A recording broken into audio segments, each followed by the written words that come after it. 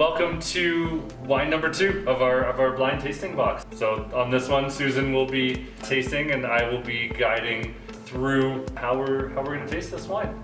All right. Yeah. So how do I taste? So first, we have to start with the appearance of the Appearance. wine. Yeah. So appearance is very key. So we always want to use a white background when we're looking, especially with red wines, as there's a lot of different variations of color. You want a good source of light. And you also want to describe what you're looking at. Okay, well, it's a red wine. 1 point. 1 point. So it's medium as far as the intensity color. You can, actually, I don't know. You can see through it, but not at the core. Okay, so. Sounds like a red. So there's different intensities when we're looking at wine. So we would have light, medium, or what we would call deep. Deep would be almost an opaque where you can't see through it. A light color would be almost translucent where you can see through it. So if it's somewhere right in the middle, that would be about a medium color Intensity. Intensity. So it's definitely more ruby colored. I don't see any kind of flecks of purple. If I did, I might start to think it could be grapes that have kind of a purpley tone, but I'm already starting to rule out a couple things that have that purpley tone. Okay, so we're thinking that this is more of that red, or on the red scale of the grape varieties. Yeah. Okay. Yeah. So what would a purple colored grape variety be in your mind? Syrah or Malbec. Okay. Yeah. So we're ruling those out. I'm ruling those out Okay. based on the initial assessment here. But I mean, once I start smelling, you never really know. So. That's true. They can hide some in there. Yeah, so. Exactly. It could be like a Syrah blend, but like a GSM or something like that. So I'm not going to rule that out. The other thing that I'm noting here is the viscosity. So a lot of people call that the legs, right? That's the first, wine term that people know. Legs, yes. Is legs. And so the viscosity is pretty light on this wine. It doesn't really cling to the glass very much. Oh. So sugar. Sugar, right. So sugar equals alcohol. Right. So based on the legs, are they thick and teary, or are they more watery? Pretty watery. Okay, so we're gonna go with the alcohol's not super high on this one? Yeah. Based off that? Okay. So after we've identified some color and some tears on this one, we're going to smell it and try to identify some aromas. So there's different varieties of aromas. So younger wines, we like to see a lot of primary aromas. So that's like your strawberry, your cherry, your raspberry. What kind of stuff are you getting in there? Well, when you said cherry, I was like, bing. Oh, look at that. Cherry. Power suggestion there. Yeah, for sure. Yeah, definitely red fruits. Red plum, cherry. There's a little bit of like a dried leaf. Oh, interesting. Yeah. Huh. Okay. So fruits, we've got cherry, probably raspberry as well, like red berry fruit. A little bit of savoriness. As far as ripeness of fruit.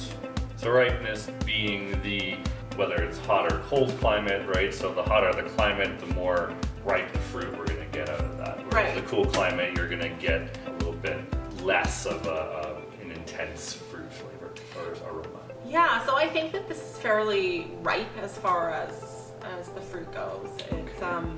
It's not like dripping ripe, but it's ripe. And I think that little bit of like that kind of crunchy herb, like dried herb that I'm getting is probably a character of the grape variety. My mind is already starting to tell me something, but I'm trying not to convince myself. Ignore it. We're not there yet. I know. Try not to jump to too many conclusions. You really want to listen to the wine. Right, and we can't, yes, you can't know until we actually taste it. But before we do that, how about the intensity of the aroma? What's that telling you? It's pretty medium. Medium? Like it's not super bold as far as intensity goes. You'll find aromatics of some grape varieties to be more intense than others. So for example, like Cabernet Sauvignon is fairly intensely aromatic. Mm-hmm. And I don't think it's to that level. I think that it is probably more intense than like a Pinot Noir is. As far as aromatics And based on just the aromas and the color so far, I would say that you're on track here. So we're somewhere between Pinot Noir and Cabernet Sauvignon. Haven't narrowed it down. All right, I think it's time for tasting. Okay, That's sure. the key here. When we're tasting, we always want to coat your palate.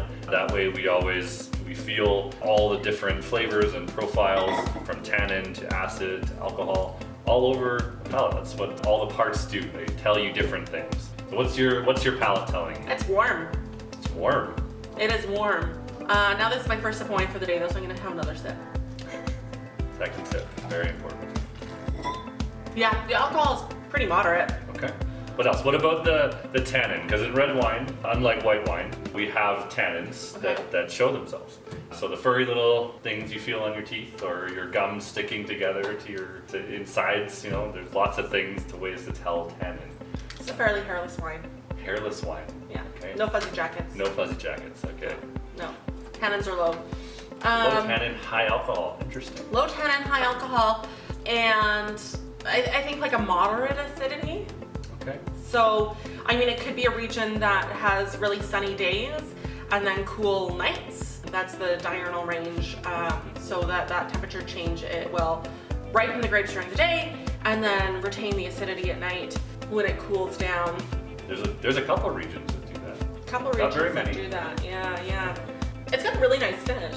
Oh, good. Like it's lasting for quite a long time on the palate. I'm gonna revisit this. 3 sips. So the finish is at the end as how long we can taste the fruit after you've consumed or spit in our tasting.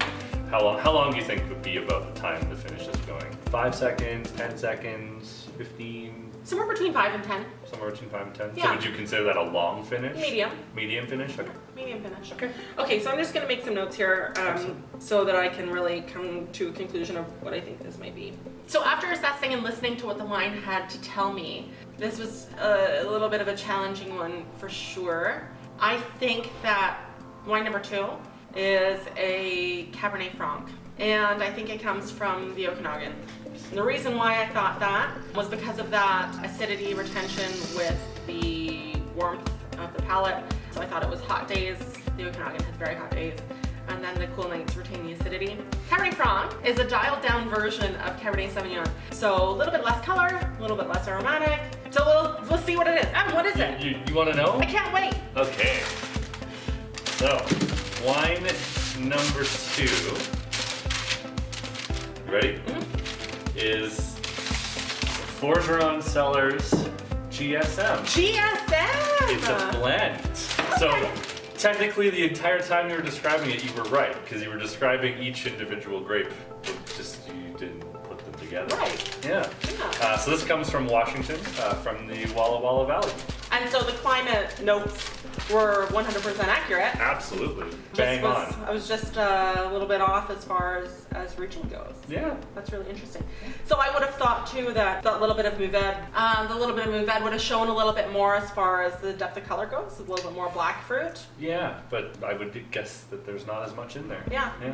Oh, good pick. But you were right on the alcohol, that's for sure. So Just warm. she's warm. What is it? 14.5. Yeah. Yeah. Cool. All right. I like it. Cheers.